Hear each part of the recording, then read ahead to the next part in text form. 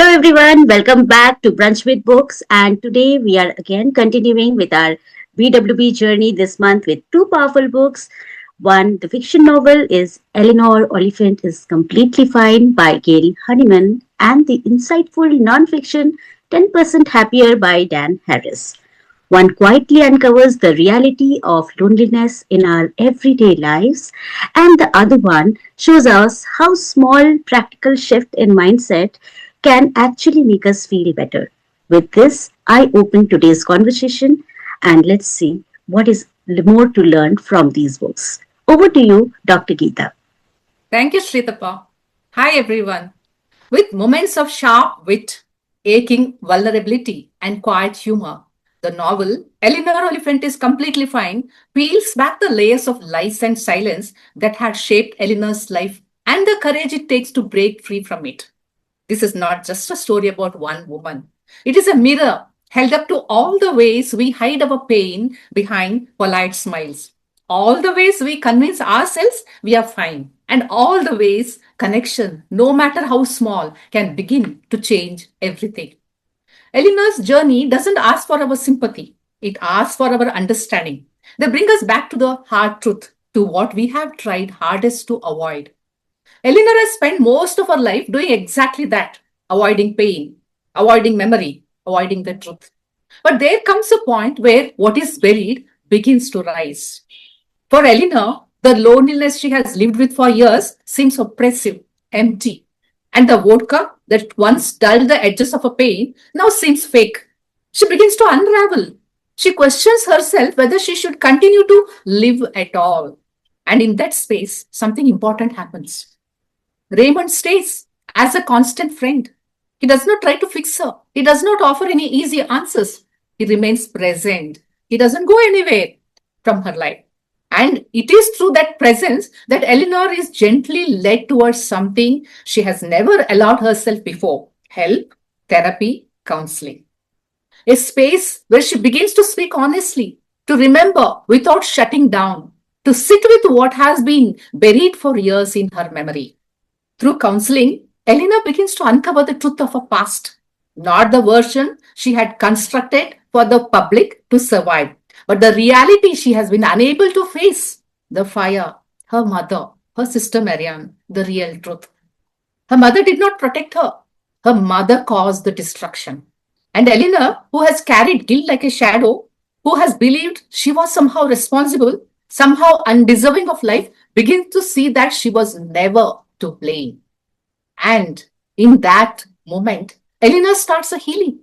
Healing is not about forgetting, it is about telling the truth fully, honestly, and without turning away, because only in truth can new beginnings happen. And in this part of Eleanor's journey speaks deeply to the world we live in today, a world where many people are silently carrying pain they have never named, where seeking help is still at times seen as a weakness, where we are taught to move on before we have even understood what we are trying to move away from.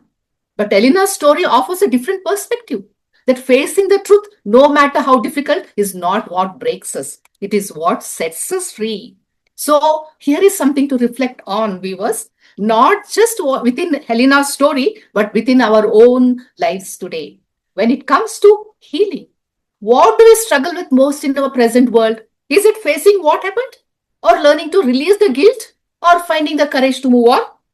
So, as we reflect on this question, I invite Dr. Siddharth to share his reflections on this. Over to you, Dr. Siddharth. Thank you, Dr. Geeta. That question is such a deep and profound one.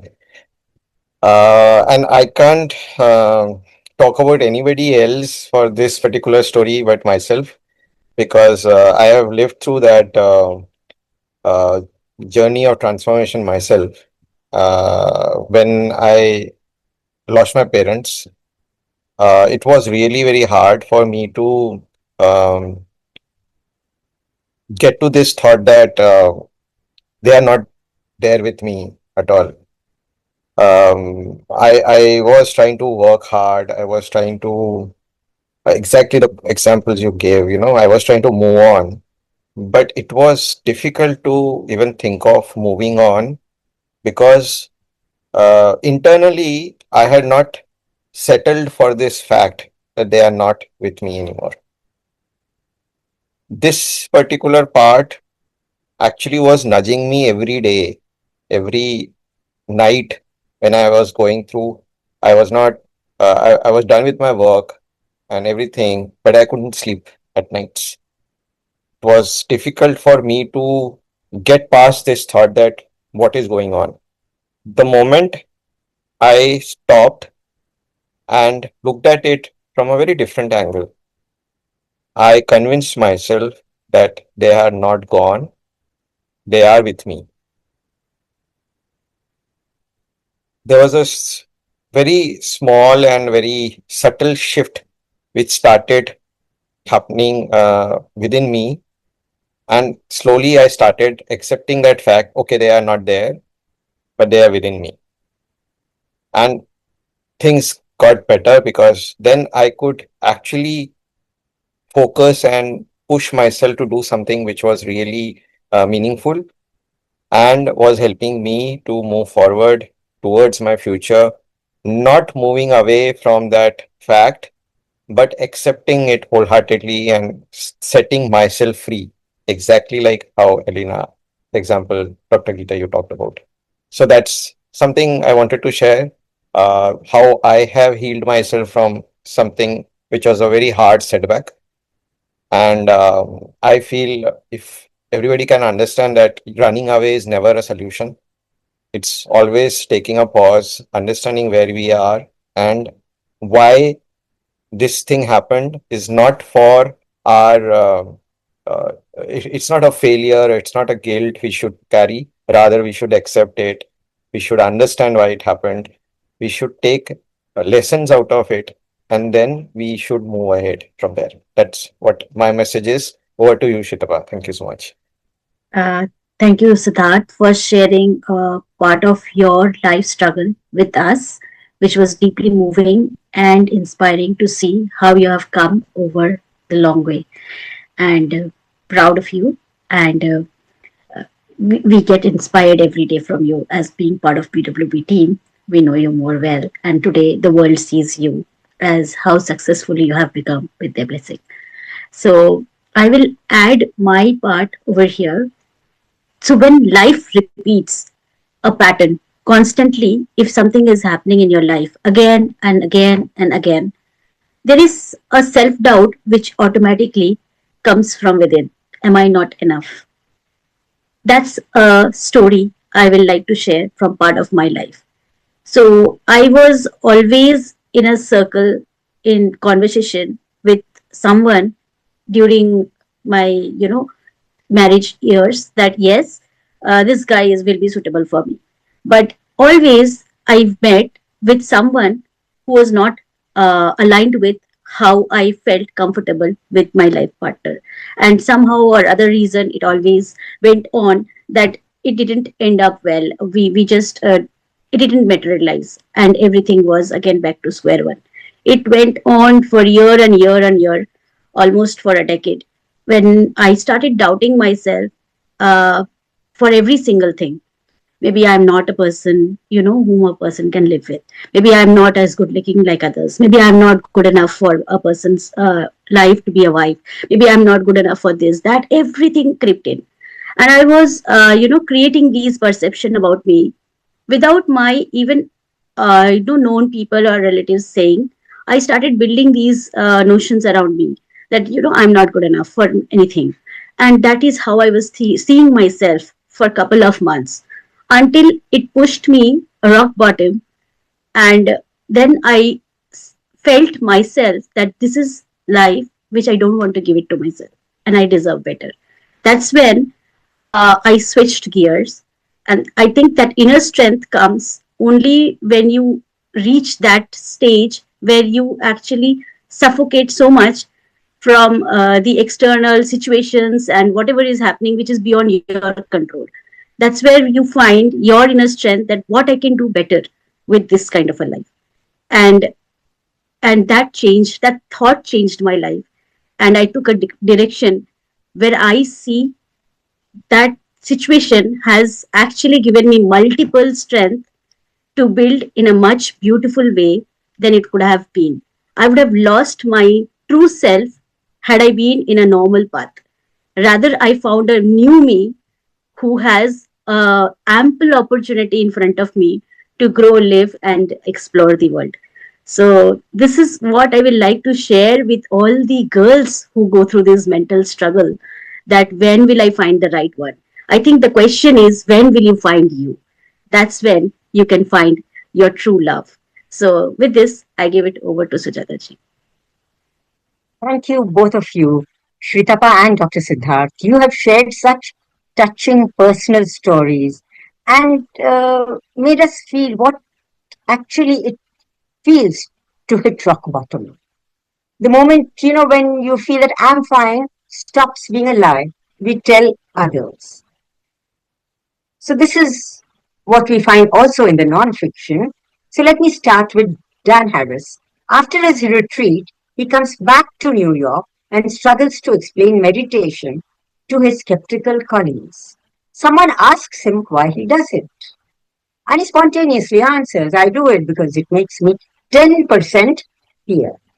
He calls this the dual benefit of being catchy and true. But here's what's interesting. Dan doesn't promise enlightenment. He doesn't promise transformation. He promises a modest, measurable improvement. 10%. That's it.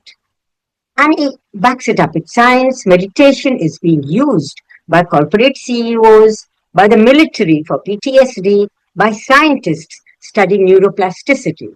It lowers blood pressure, it reduces stress hormones, it rewires the brain. Dan doesn't need faith. He needs evidence. And for the first time, he has it. But none of this would have happened without his breakdown. Millions of people watched him fall apart on live TV. That public humiliation forced him to change. Now let's talk about Elena. Elena starts therapy with Dr. Temple, and slowly, painfully, she uncovers the truth. The fire was not her fault. Her mother started it. Her sister died.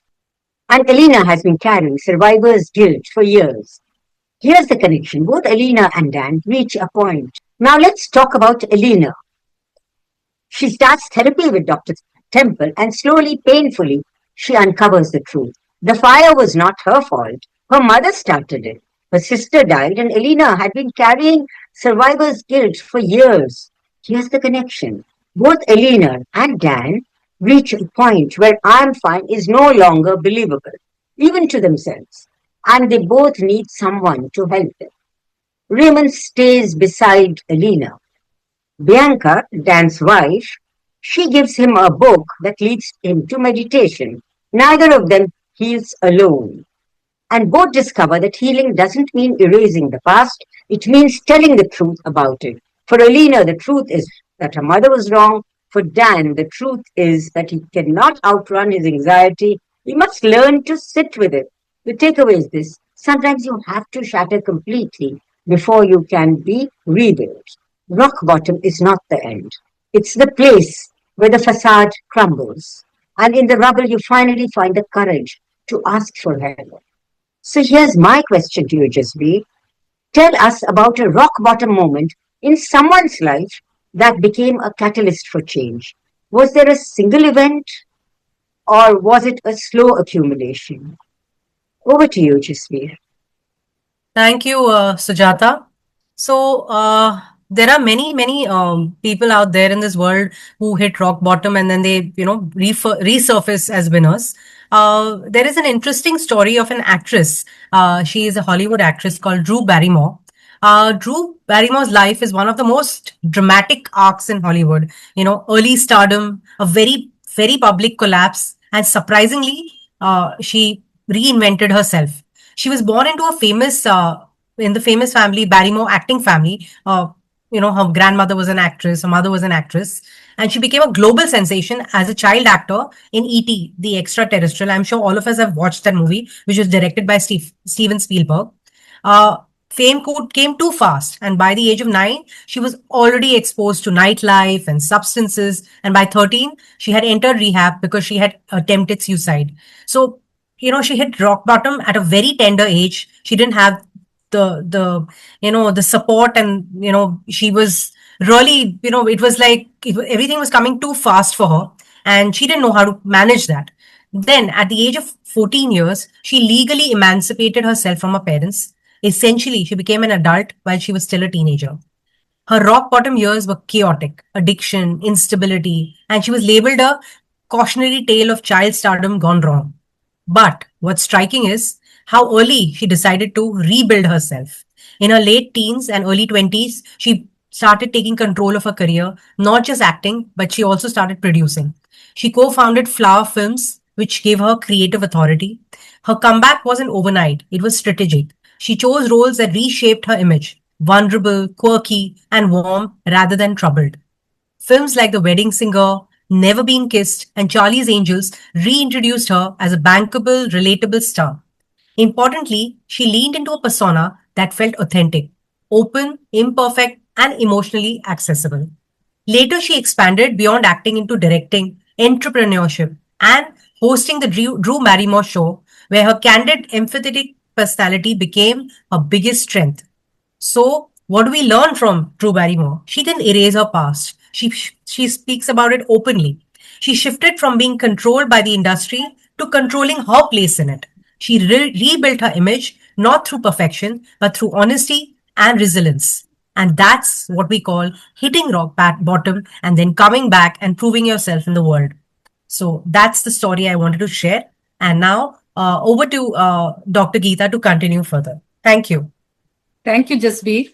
Thank you for sharing that inspiring story of Drew Barrymore. She's my favorite actress, and I loved watching Charlie's Angels, and I was a very great fan of that series too.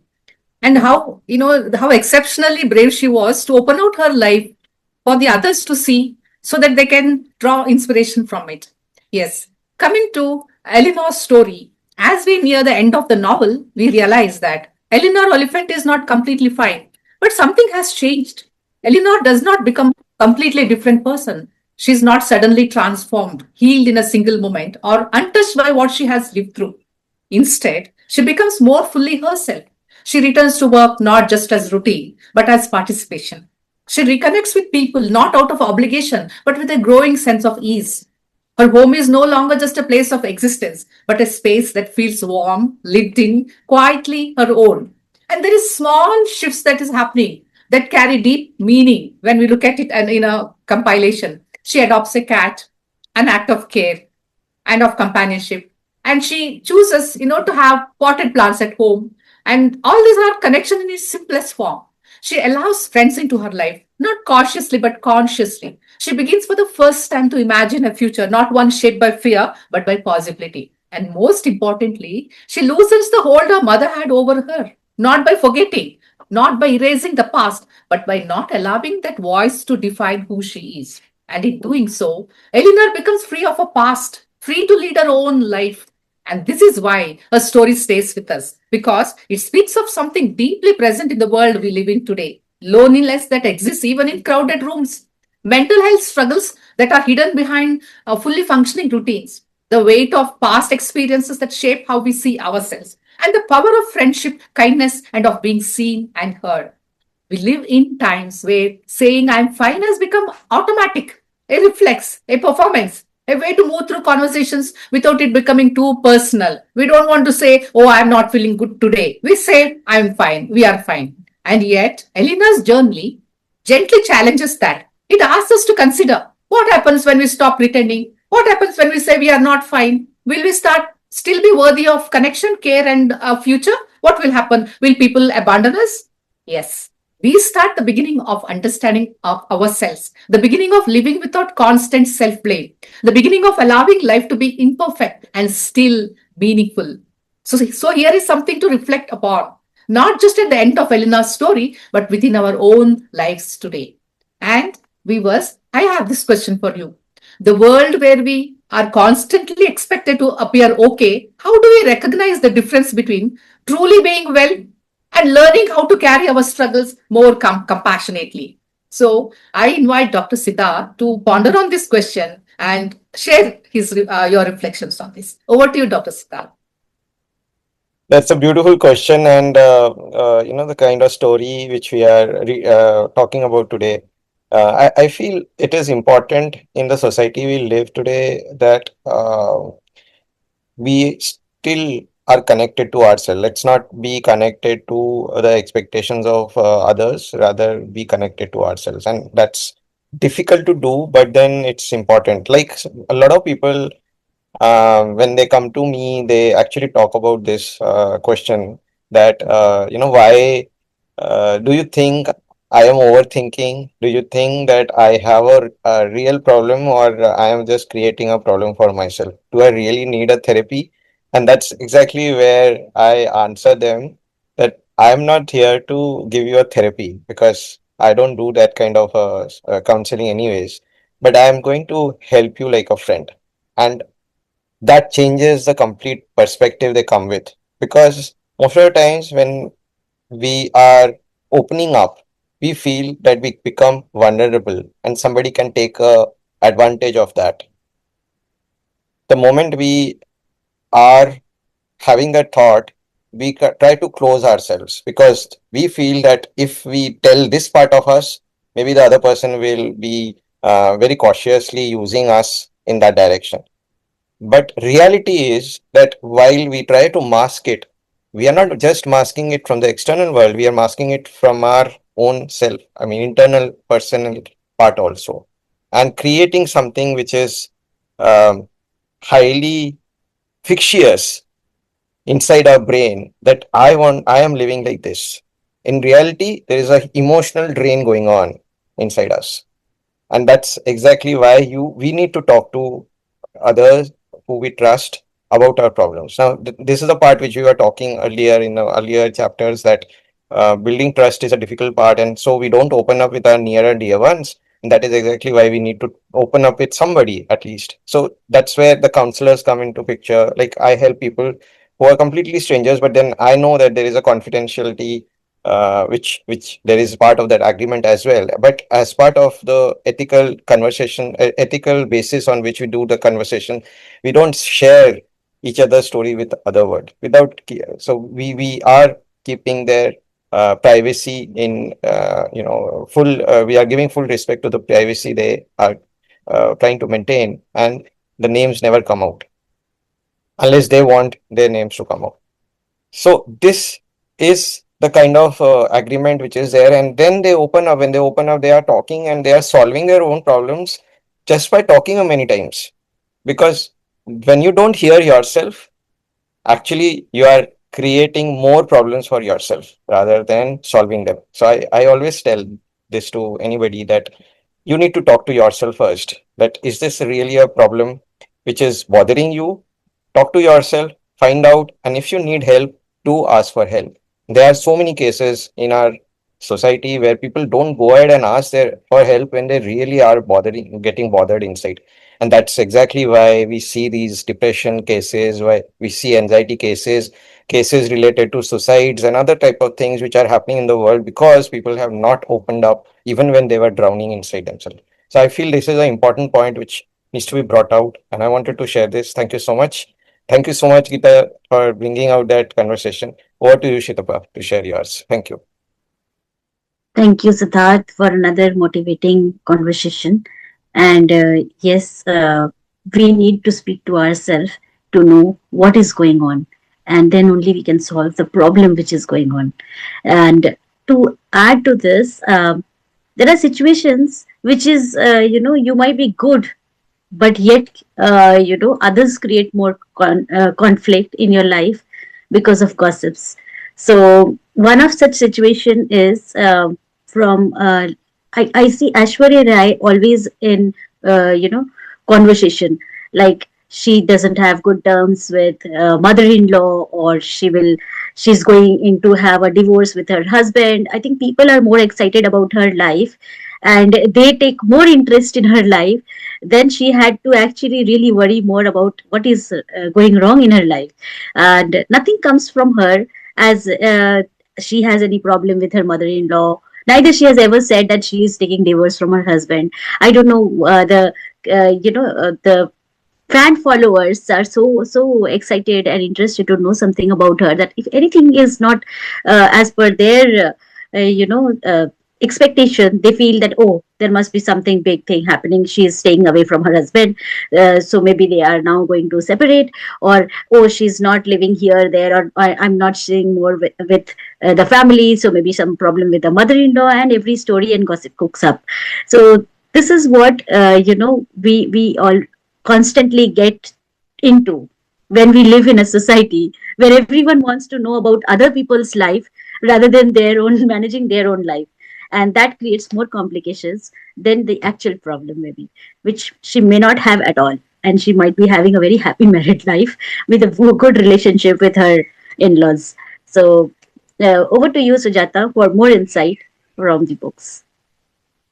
Thank you, Shrikapa, for that inspiring story again of Aishwarya. Yes, as you said, that people are always poking their nose into other people's lives and not bothered about their own lives.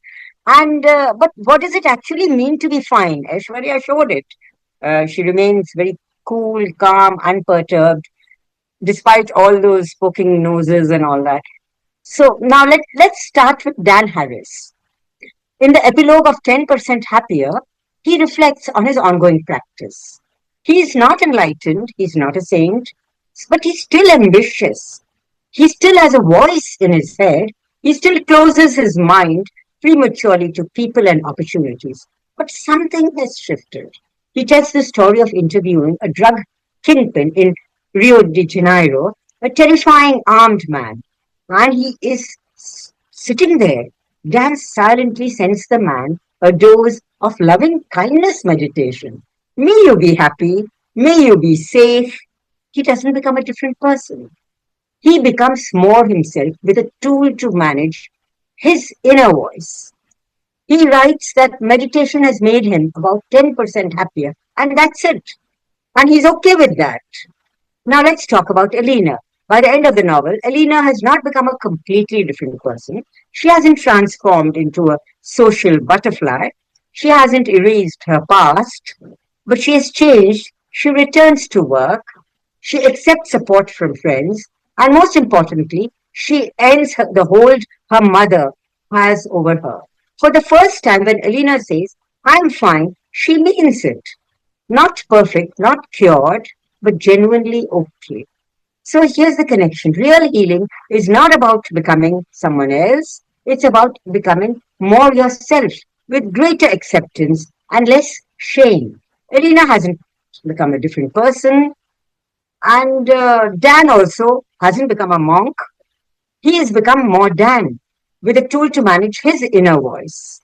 Healing doesn't mean erasing the past or becoming a different person. And so both are honest endings and both are hopeful. So here's my question for you, Jasveer. What does healing mean in a person's life? Is it transformation or a slow accumulation of small changes? Is 10% better an honest goal, or do we secretly want a complete transformation? Over to you, Jasveer. Thank you, Sujata.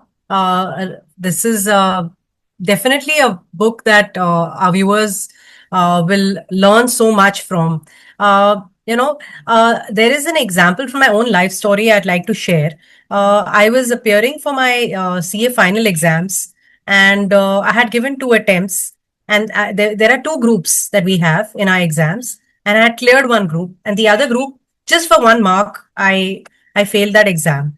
So it can be very frustrating because the syllabus is humongous. There's a lot to study, there's a lot to cover, and there's a lot of pressure on you because obviously you don't have that kind of resilience to keep facing it again and again.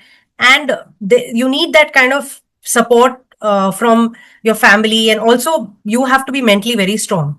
So what during that time, before I appeared for that one attempt that I decided now I have to get through this exam, I joined the Art of Living, and I learned the Sudarshan Kriya. Now, my request to viewers is I'm not trying to promote anything here, but I'm just sharing my own life experience. So the entire meditation process, which I used to very rigorously follow every day, would really calm me down, and would I would look at life from a different perspective, and I was ready to face all my demons and work hard, and I was doing exactly the same things but with a calmer and stronger mind.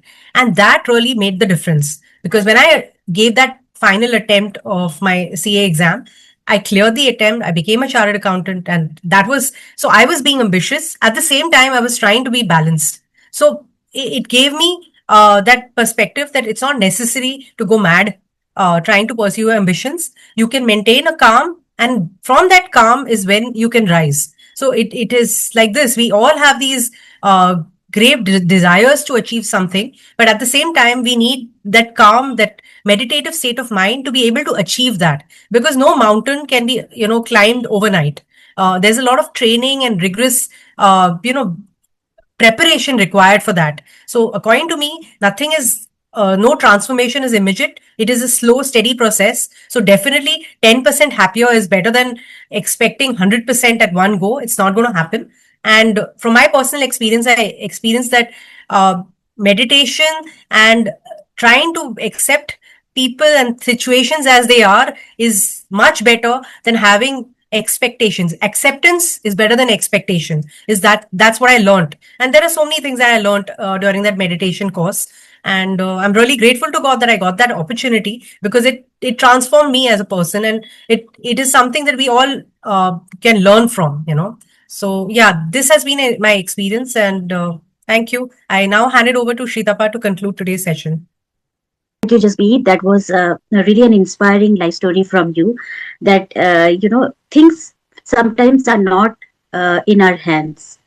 It happens because it is meant to happen. So as we go and proceed in our life, as we deal with it, we need to accept challenges as it comes, and there is no way you can fight it back with negative thoughts. There will be loneliness, there will be struggles, there will be issues in life, and that is why it is life. So once we accept it, once we deal with it mindfully, positively, with our inner strength, that's how I think the life goes forward. That's what it says, that it is okay to be 10% happy rather than waiting to be 100% happy, which even takes little steps to reach there. So take that first step today. If you're hearing us, I hope this entire episode and these two books have inspired you, have motivated you, and have taught you something today. With this, tata, bye bye, take care.